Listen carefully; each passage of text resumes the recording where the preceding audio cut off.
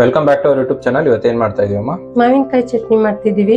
ಇದು ನೋಡಿ, ರೈಸ್ಗೆ, ಚಪಾತಿಗೆ, ರೊಟ್ಟಿಗೆಲ್ಲ ತುಂಬಾನೇ ಚೆನ್ನಾಗಿರುತ್ತೆ. ಮತ್ತೆ ಜ್ವರ ಬಂದಾಗ ಬಾಯಿಗೆ ಇಟ್ಟಾಗ ತುಂಬಾನೇ ರುಚಿಯಾಗಿರುತ್ತೆ ಇದು. ಈಗ ನೋಡಿ, ಮಾವಿನಕಾಯಿ ತಗೊಂಡಿದೀನಿ. ಫ್ರೆಶ್ ಆಗಿರೋ ಮಾವಿನಕಾಯಿ, ಇವಾಗಂತೂ ಸೀಸನ್ ಅಲ್ವಾ, ಚೆನ್ನಾಗಿದಾವೆ. ನೀವು ಯಾವ ಮಾವಿನಕಾಯಿ ಬೇಕಾದ್ರೂ ತಗೋಬಹುದು. ಉಳಿದು ಮತ್ತೆ ಮಲ್ಗೋಪ್ ಮಾವಿನಕಾಯಿ ಯಾವ್ದಾದ್ರು ತಗೊಳ್ಳಿ. ನೋಡಿ, ಇದನ್ನೆಲ್ಲ ನೀಟಾಗಿ ಕಟ್ ಮಾಡ್ಕೊಳ್ಳೋಣ. ಈ ತರ ನೋಡಿ, ಬುಡ ಈ ತುದಿ ಎಲ್ಲ ಕಟ್ ಮಾಡಾಕೋಬೇಕು. ಇದು ನೋಡಿ, ಈ ತರ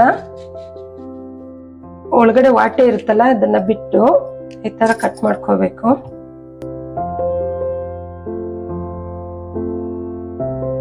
ಈಗ ಇದನ್ನ ಸಣ್ಣ ಸಣ್ಣ ಪೀಸ್ಗಳ ಕಟ್ ಮಾಡ್ಕೊಳ್ಳೋಣ.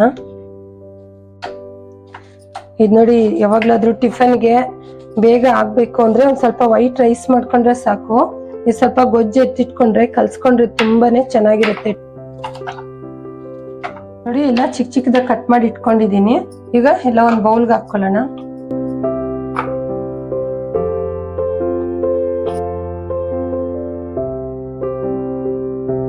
ಬೇಕಾಗಿರೋ ಪದಾರ್ಥಗಳು: ಒಂದು ಮಾವಿನಕಾಯಿನ ಈ ತರ ಸಣ್ಣ ಸಣ್ಣ ಕಟ್ ಮಾಡಿ ಇಟ್ಕೊಂಡಿದೀನಿ.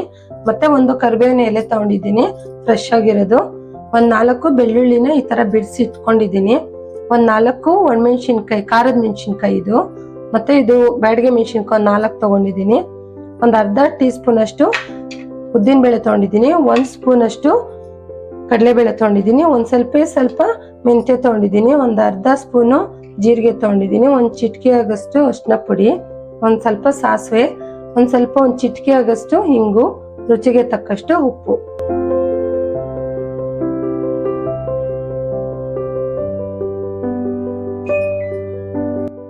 ನೋಡಿ, ಸ್ಟವ್ ಹಚ್ಚಿಸ್ಕೊಂಡು ಒಂದು ಪಾನ್ ಇಟ್ಕೊಳ್ಳೋಣ. ಒಂದ್ 2 ಸ್ಪೂನ್ ಅಷ್ಟು ಆಯಿಲ್ ಹಾಕೊಳ್ಳೋಣ. ನೋಡಿ, ಇದಕ್ಕೇನೆ ಉದ್ದಿನ ಬೇಳೆ ಹಾಕೊಳ್ಳೋಣ, ಮತ್ತೆ ಕಡಲೆಬೇಳೆ. ಈಗ ಇದನ್ನೆಲ್ಲ ಒಂದ್ ಸ್ವಲ್ಪ ಕೆಂಪು ಹುರ್ಕೋಬೇಕು.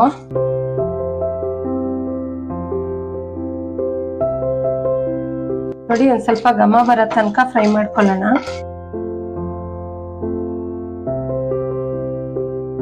ನೋಡಿ, ಖಾರದ ಮೆಣಸಿನ್ಕಾಯಿ, ಬ್ಯಾಡಗೆ ಮೆಣಸಿನ್ಕಾಯಿ 2 ಹಾಕೊಂತಿದೀನಿ.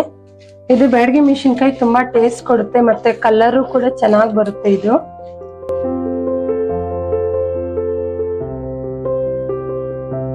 ನೋಡಿ, ಮೆಂತ್ಯನೂ ಹಾಕೊಂಡು ಹುರ್ಕೊಳ್ಳೋಣ. ಮತ್ತೆ ಒಂದ್ ಸ್ವಲ್ಪ ಕರ್ಬೇವಿನ ಸೊಪ್ಪು, ಇದನ್ನೆಲ್ಲ ಸ್ವಲ್ಪ ಫ್ರೈ ಮಾಡ್ಕೊಳ್ಳೋಣ.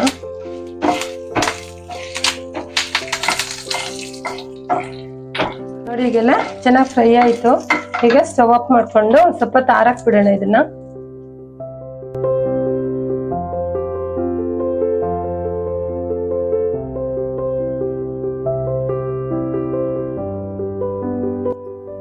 ನೋಡಿ, ಎಲ್ಲ ಆರಿದೆ. ಈಗ ಮಿಕ್ಸಿ ಜಾರಿಗೆ ಹಾಕೊಳ್ಳೋಣ.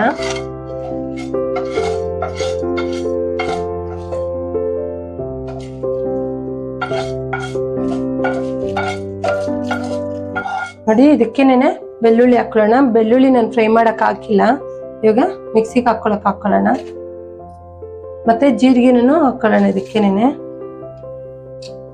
ಒಂಚೂರು ಚಿಟಿಕೆ ಅಷ್ಟು ಅರಿಶಿನ ಪುಡಿ ಹಾಕೊಳ್ಳೋಣ. ರುಚಿಗೆ ತಕ್ಕಷ್ಟು ಉಪ್ಪು ಹಾಕೊಳ್ಳಿ. ಈಗ ನೋಡಿ, ಇದನ್ನೆಲ್ಲ ರುಬ್ಕೊಂಬರೋಣ. ಹಿಂಗೆ ತರ್ತರಿಯಾಗಿ ರುಬ್ಕೊಂಬರೋಣ. ಬೇಕು ಅಂದ್ರೆ ನೀವು 1 ಸ್ಪೂನ್ 2 ಸ್ಪೂನ್ ಅಷ್ಟೇ ನೀರ್ ಹಾಕೋಬೇಕು. ನೋಡಿ, ಈಗ ರುಬ್ಕೊಂಬಂದಿದ್ದೀನಿ. ನೋಡಿ, ಇಷ್ಟು ತರ್ತರಿಯಾಗಿ ರುಬ್ಕೊಂಬಂದ್ರೆ ಸಾಕು. ನೋಡಿ, ಇಷ್ಟಿದ್ರೆ ಸಾಕು, ಜಾಸ್ತಿ ನುಣ್ಣಕ್ಕೆ ರುಬ್ಬೇಡಿ. ಈಗ ಇದಕ್ಕೊಂದು ಒಗ್ಗರಣೆ ಹಾಕೊಳ್ಳೋಣ. ಸ್ಟವ್ ಹಚ್ಕೊಂಡು ಇದೇ ಪಾನ್ಗೆನೆ ಎಣ್ಣೆ ಹಾಕೊಂತಿದ್ದೀನಿ. ಇದಕ್ಕೊಂದ್ ಚೂರು ಎಣ್ಣೆ ಜಾಸ್ತಿನೇ ಹಾಕಿ. ನೋಡಿ, ಸಾಸಿವೆ ಹಾಕೊಳ್ಳೋಣ. ನೋಡಿ, ಎಣ್ಣೆ ಜಾಸ್ತಿ ಹಾಕೊಂಡು ಒಂದ್ ಸ್ವಲ್ಪ ಫ್ರೈ ಮಾಡೋದ್ರಿಂದ 1 ವಾರ ಇಟ್ಕೊಂಡ್ರು ಏನೂ ಆಗೋದಿಲ್ಲ, ಚೆನ್ನಾಗಿರುತ್ತೆ. ನೋಡಿ, ಕರಿಬೇವಿನ ಸೊಪ್ಪು ಹಾಕೊಳ್ಳೋಣ. ನೋಡಿ, ಒಂದ್ ಚೂರೆ ಹಿಂಗು ಹಾಕೊಳ್ಳೋಣ. ಮತ್ತೆ ಒಂದು ಒಣಮೆಣಸಿನ್ಕಾಯಿನ ಈ ತರ ಮುರಿದ್ಬಿಟ್ಟು ಹಾಕೊಳ್ಳೋಣ. ಇದೆಲ್ಲ ಒಂದ್ ಸ್ವಲ್ಪ ಸಿಟ್ಟಿಲ್ಬೇಕು.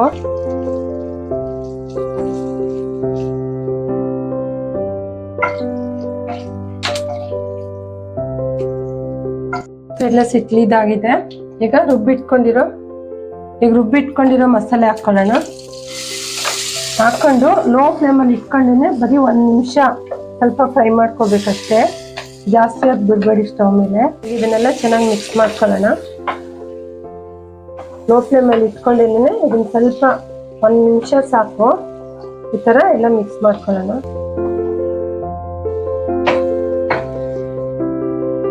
ನೋಡಿ 1 ನಿಮಿಷ ಅಷ್ಟೇ ಫ್ರೈ ಮಾಡ್ಕೊಂಡಿದ್ದು. ಈಗ ಸ್ಟವ್ ಆಫ್ ಮಾಡ್ಕೊಳ್ಳೋಣ. ಈಗ ನೋಡಿ ಒಂದು ಬೌಲ್ಗೆ ಸರ್ವ್ ಮಾಡ್ಕೊಳ್ಳೋಣ.